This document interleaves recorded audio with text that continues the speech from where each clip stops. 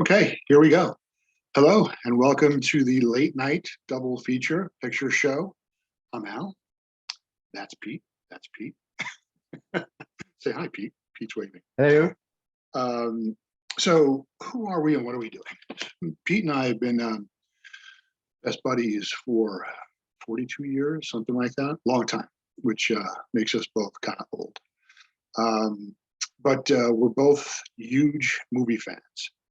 Um, and over the course of the 42 years that we've been friends, we've spent a lot of time on the phone, face to face, in diners after we've been to the movies, doing what we're going to do here on this channel, which is kind of discussing the films that we enjoy, that we love.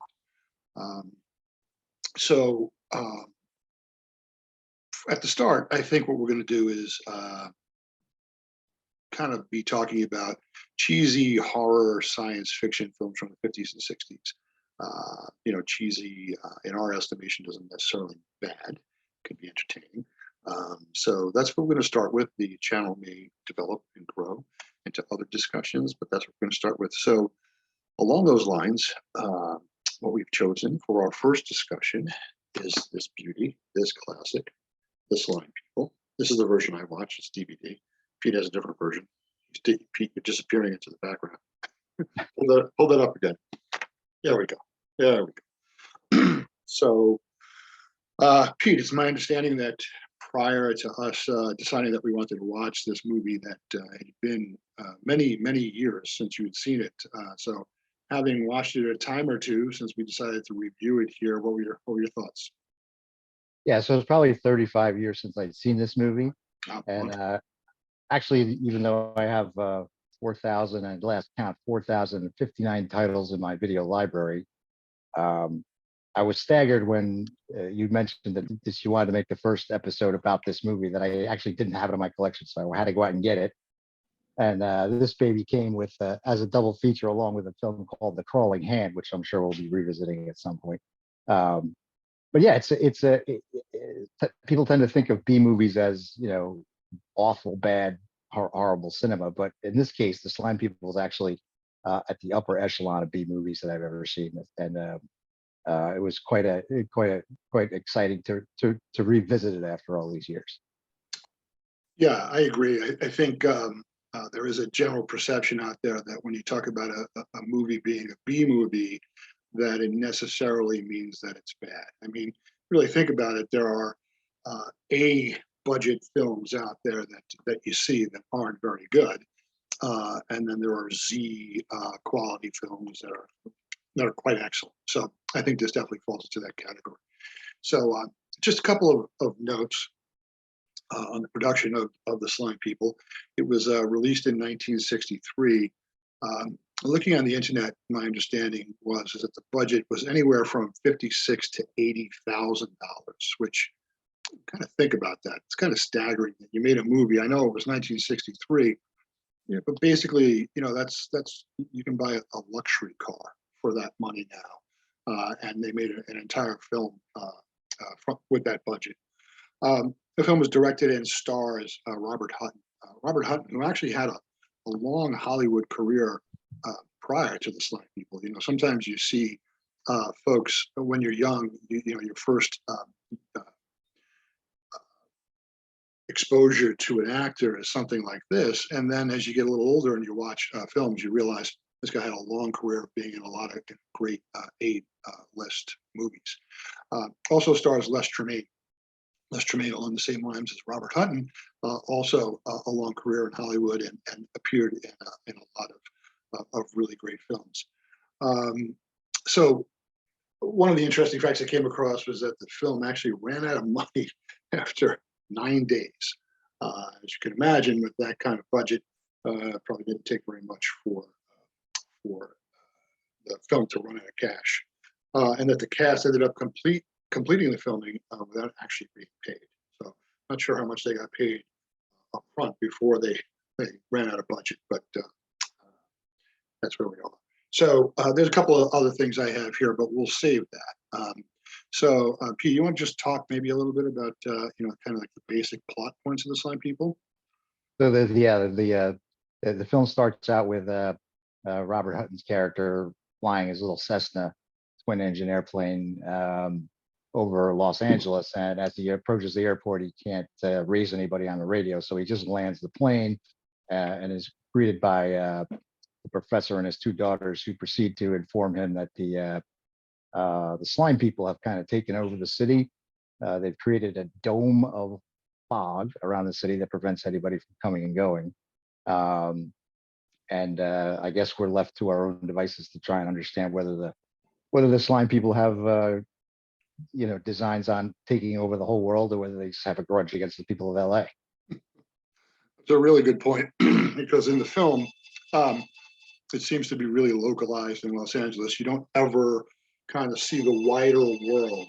So, the slime people are subterranean creatures, and they have a machine that I'm not quite sure, does it raise or lower the dew point? Whatever, they're doing something to it lowers the dew point. Lowers the dew point.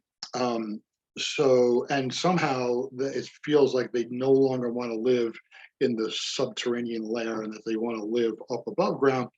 So, to Pete's point, what they do is they create fog, which they're able then to solidify. So basically, what you end up with is a cast of a few people stuck in Los Angeles, and like the army outside the dome, trying to break their way in to fight the slime people. One of the more entertaining things, as Pete talked about, Robert Hutton lands his plane, sees that there's nobody at the airport, and probably within a minute of his landing at the airport, the professor and his two daughters come driving down the runway to greet him, which leaves you with the question of why. Why? Yeah. What did they see him landing? Did they know he was? They must have seen him on approach. They must have seen him on approach. Right. So once they convince, so basically, Robert Hutton gets in the car, and the daughters and the professor kind of start telling him about the slime people, and of course, Robert Hutton rightfully thinks that they're insane. But eventually, they come across some dead bodies on the side of a road with like spears sticking out of them, and Robert Hutton is convinced that something is going on. So it turns out that Robert Hutton in the film is a sports reporter. So he suggests that they go to his studios where they do the newscasts, and maybe they can get a bit more information about the slime people, which turns out to be correct. They get there. They have their first sighting of the slime people, because the slime people see them trying to enter the news station and basically like come after them. So they get in there and they discover newsreels, which kind of like is showing the information about the slime people that they had up until that time. One of the more interesting facts about this news station is that the anchor, the desk anchor, is also the field reporter. So he jumps back and forth between the desk and the field, and he's also issuing orders to the military personnel at the site. That's correct. So no matter what's going on, whether it's a studio report or a field report, it's the same guy, which I would suggest is probably tied to the budget. They couldn't afford a larger cast, so they just had this guy be the end all be all for news reporting. So having said that, let's talk about the slime people just a little bit, Pete. The costumes for such a small film, a small budgeted film, are actually pretty good. What's your impression of the slime people? Yeah, they have big giant heads covered with slime and scales. They move kind of slow. I actually wouldn't mind getting my hands on one of those for Halloween. That would be kind of a cool Halloween costume. But they're slow moving, except in the hand-to-hand combat scenes where they seem to move up quite a bit quicker. Yeah,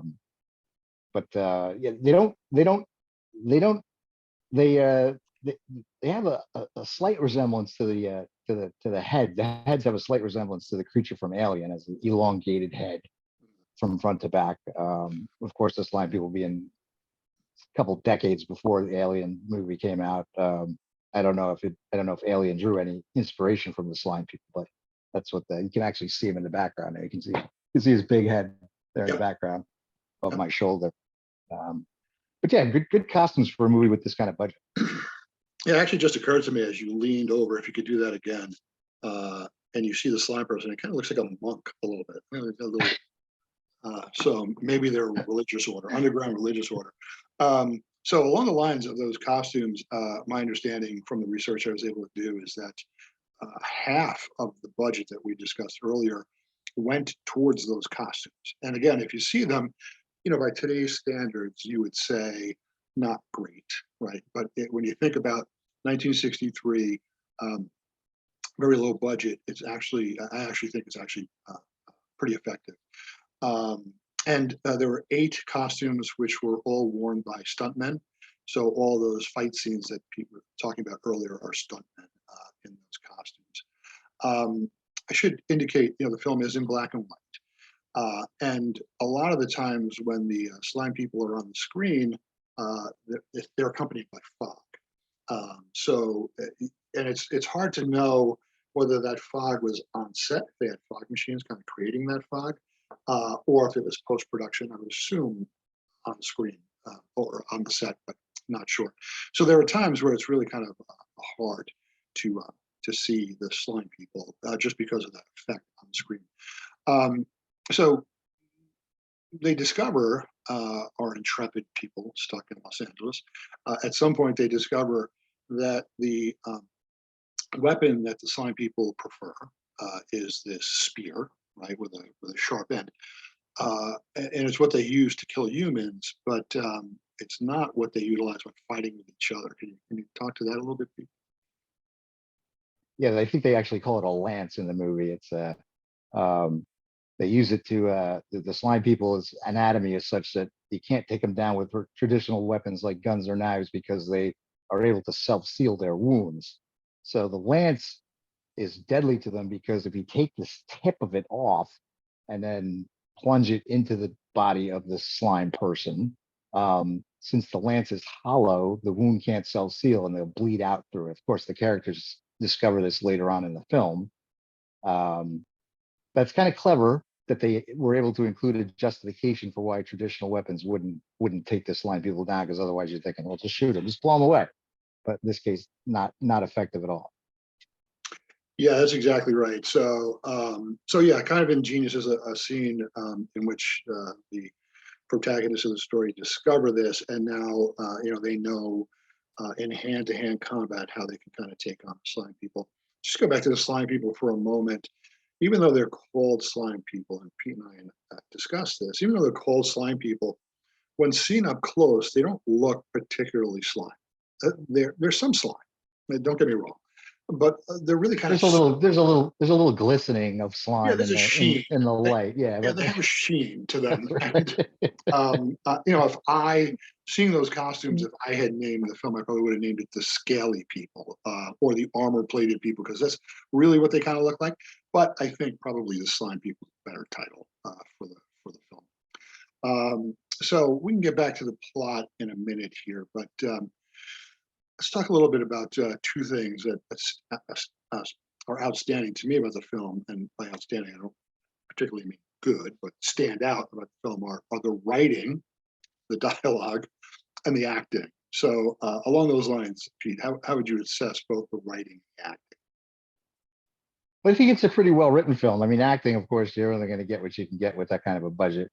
And yeah, I probably have people doing, wearing multiple hats on a production like that. But the writing is good. I don't think there are a lot of glaring plot holes in it like you do find in these kinds of movies. They try to cover all the bases pretty well. But you're right. Some of the dialogue is hilarious when you kind of analyze it. Yeah, there's a. So I agree with Pete's assessment in terms of the writing. It's not particularly awful. It serves the movie. It kind of moves the movie along. I would say that probably the problem with the writing isn't so much the writing as the delivery, because some of the delivery of lines is hysterical. Part of it is just the nature of what's being said. So at one point, the professor, his daughters, and the gentleman who flew in with the airplane ran across a soldier, and he had been fighting the slime people, and he was knocked unconscious, and they thought he was dead, and so he was separated from his troop, and he stuck in there with them. at some point, I believe he's discussing his experience of being there, and then there was the fog, and then the fog hardened into into the wall, the dome that now covers Los Angeles. And I believe his description goes something along the lines of, 1 second it was a fog, and then it was thick and hard. Getting So hard, yeah. yeah, so ultimately, probably not the worst line ever written, although a little questionable, but it's probably the delivery. Also, the professor has a great line when initially talking about the dome. He actually says this: evidently, it's a dome-like affair. you know, is it a dome-like affair or is it a dome? I would suggest it's really kind of a dome. So the acting leaves a bit to be desired, but in an entertaining way. I don't think in an annoying. Would you agree with that? No, absolutely. Yeah, it's a very entertaining film. It only runs an hour and 17 minutes, I think. So it's not overly long. It accomplishes everything it needs to accomplish in the time allotted to it.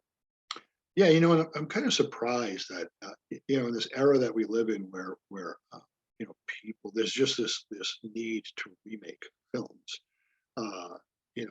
Films come out, and then like a couple of years later, there's like a remake. Um, that for as long as the Slime People has been around, that somebody hasn't tried to remake this film.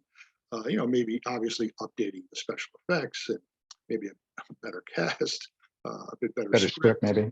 Yeah, that type of thing, and maybe make it kind of like a worldwide thing as opposed to this very localized. And again, you understand why in the Slime People they did this. Budget considerations, easier to do it like in a small setting. So let's talk a little bit about the science of the Slime People, because this kind of fascinates me. So think about it. They have to be technologically advanced enough to have something that can, number one, lower our dew points, and then number two, once the fog is created, turn it into a rock hard substance that keeps the army out and traps people on the inside. So somewhat technologically advanced, although as we spoke to earlier, um, weapon-wise speaking, kind of like old school, right? I mean, the lance, they're not machine guns or anything like that. So, maybe if you talk about what little we know about this machine and what we see and what it's doing. Yeah, you don't see a lot of it through the fog. The fog, obviously, as you mentioned before, it's just kind of like there are scenes in the film where you can't hardly see what's going on because of the fog. Um, but what you do see is kind of it's almost like a balloon, and it's pulsating in and out, and the fog's coming out of it. Kind of looks like something you'd see in the backyard of a hillbilly family, um, like held together with like a car engine and a couple of belts working off rear wheels of a car that they put together. And it's just pumping out fog. And if their designs are more on taking over the world, I think they'd lead another one, because it doesn't look, the machine that you see in the film doesn't look like it's up to the job of creating more fog than just Los Angeles can handle. Yeah, it's true. It kind of looks like the size of you. If you kind of remember the old console TVs back in the day, it kind of looks about that size, and it makes very strange noises. It sounds like it has gas of some kind, flatulence of some kind. It makes weird noises, and the way we actually see that machine, and by the way, it's really kind of not guarded, right? When we come Yeah, across it's the just machine, sitting out. It's just sitting out there in in a little bit of forest. There's not even a dense forest. It's just yeah, like it's a, kind of like a it's kind of like an open, lightly wooded. Yeah, it's like a yeah, lightly wooded area. yeah, it's kind of an open field and then some trees, and then the machine is there. You would think that, this was the thing that was allowing the Slime People to control their environment, that they would have it like in a more secure place. But so the way we actually even find the machine is that at one point, Soldier Boy decides, and by the way, there's the two daughters, the professor's daughters. Well, of course, in the script, the older daughter kind of falls for the news reporter, Robert Hudson's character, and the younger daughter falls for the soldier. So I mean, they're literally together for like 2 hours, Yeah, and 10 and minutes. Yeah. and they've already fallen in love, right? So ultimately, the soldier's going to go out because he's kind of feeling useless, because the scientist is doing his thing, and the news reporter is helping the scientist, and he kind of feels like a third wheel, and he suggested he's going to go out, and I can't even actually remember why he's going out, but the younger daughter says, I want to go with you. And they're not 2 feet outside the door. At this point, they've locked themselves like in a I think, butcher shop. Um, and they're not 2 feet outside the door, and the soldier runs towards a vehicle that he thinks they could use for their purposes. And out of a dumpster, why a slime person was in a dumpster diving, perhaps. Uh, a slime person stands up out of the dumpster and grabs the daughter, who doesn't scream. So or maybe the slime person puts his hand over her mouth. So ultimately, the soldier gets to the truck, realizes that the daughter's not with them, with him, and she's nowhere to be found. So ultimately, he goes back inside the butcher shop, and reveals to her father, the professor, that she's been taken away. Now, somehow, for some reason, the slime people who up until this point um, have shown no proclivity to take prisoners. They they only kill you, right? Our understanding. We don't see killing on screen, but the idea is that they immediately kill humans when they see them. Somehow they take this girl away and they kidnap her. Is that your recollection of that part? Yep. Yeah, that's pretty much it. And I think what they theorize in the butcher shop is that the reason they've done this is to draw them out, right? So they're the survivors. They're the last ones left in Los Angeles, we assume. They're the survivors. So by taking the daughter with them to their headquarters, they're going to draw out the professor, the newscaster, the daughter of the soldier. So this is what leads them to track her, and then they track her to this down this hillside, and they come across the machine that pumps out fog, and it turns it into a dome. But right then and there, they're not really kind of. You're laughing. Why are you laughing? This is the dome. The whole thing, the whole idea of the dome cracked me. Yeah, Los Angeles is a pretty big metropolitan area there. It has to be a hell of a dome. Yeah, especially from that little machine.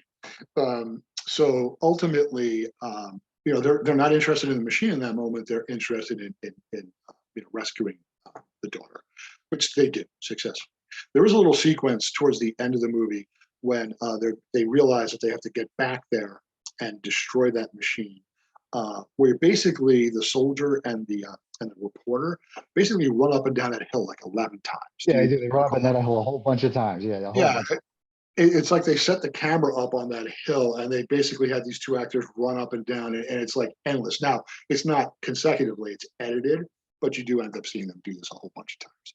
So, And that's where that's at the point of the film too, where they, for a variety of reasons, as they're trying to get to this machine, have to engage the slime people in hand-to-hand combat. that's correct. That's Where where we see people, the slime people display their fast feet.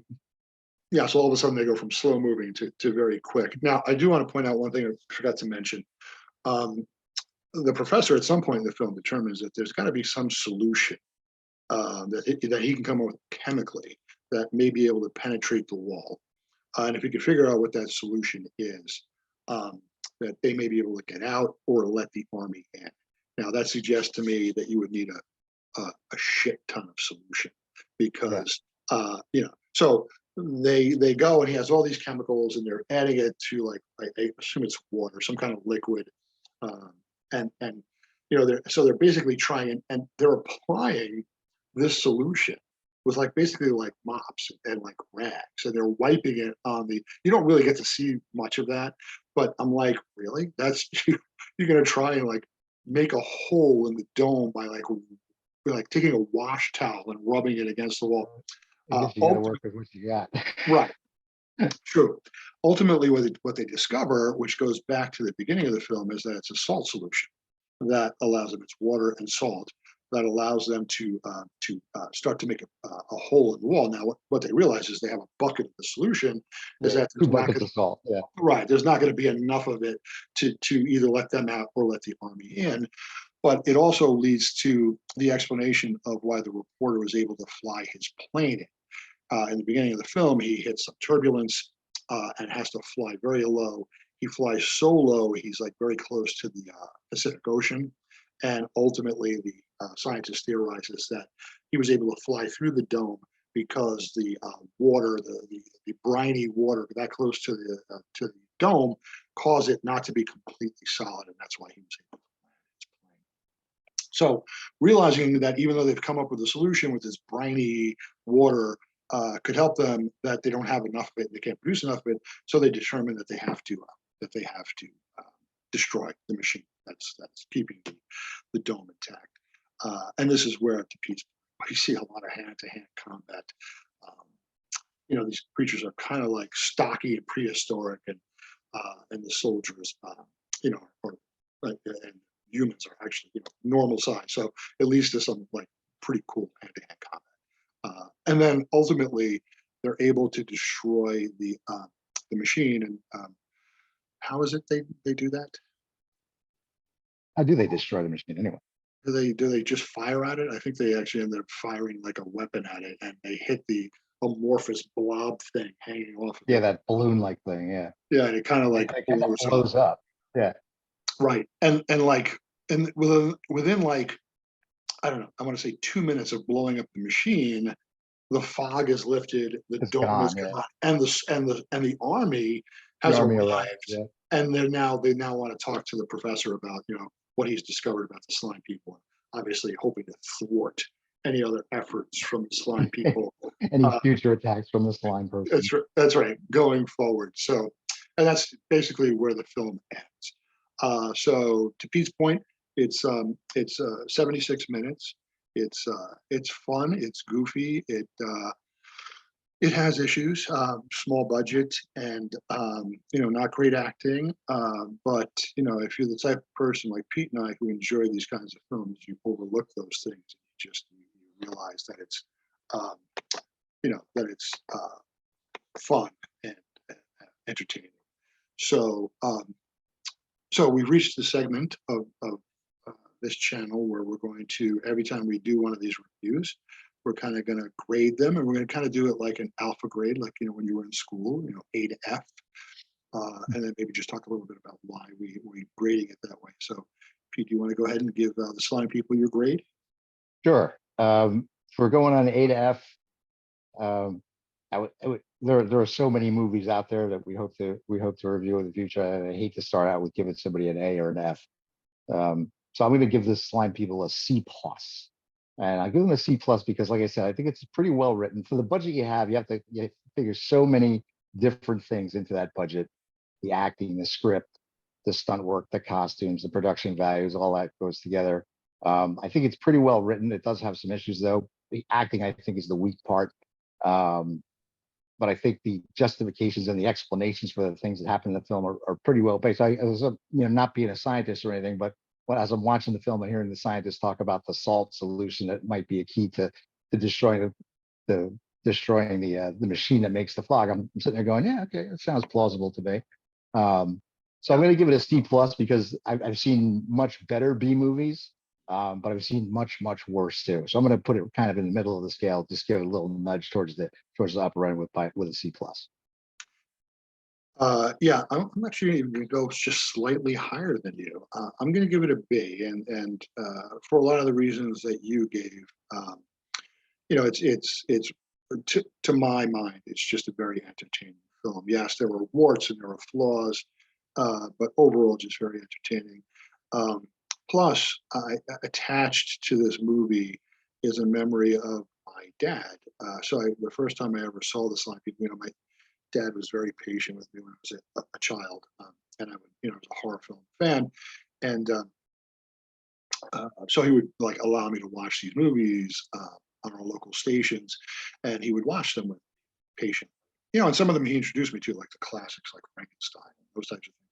But this was not one that was in my dad's wheelhouse. So I remember watching it with him, and I remember sitting on the couch next to him, looking at his face as we were watching, and he was just like perplexed, like what is this? What are we watching? And so so part of my grade, the B, is I do have like a great memory of my dad being patient watching this film with me. So entertaining, flawed, not such great acting, but worth your time. I think if you're a fan of these kinds of movies, and if you've not seen this, you should definitely check it out. I think you'd really enjoy it. So, Pete and I agreed that as a part of this is the first video that we're ever doing. It's the 18th, September 18th. I believe it's September 18th, Yeah. 2022. This is our first ever. So we decided that we wanted to figure out what our next would be. And I think Pete has that film at hand and maybe wants to show it, talk about what we're going to be reviewing next. I like the slow reveal. It conquered the world. Another Classic. classic from the Atomic Age film starring Peter Graves and the star of many a great spaghetti western, Lee Van Cleef, is also in this film. That's right. Film about a monster that looks a little bit like a carrot, who tries to take over the world, and he's got some tricks up his sleeves, but not enough tricks to outfox the humans who are tasked with stopping him. So this is the next film we'll be viewing, hopefully very soon. We'll look for you to check us out when we come back to show you what we think of that film. So let me ask you, Pete, it's been a while since I've seen that movie. Does the creature actually have sleeves? You suggested it had some tricks up its sleeve. Does it wear clothing? Actually, it doesn't. It kind of has like Godzilla arms. Kind of like this. That's right. That's right. So that will be our next review. We look forward to sharing more of our love of these kinds of films in the future. So thank you for joining us on this inaugural version of the Late Night Double Feature Picture Show. Thanks so much. Peace out.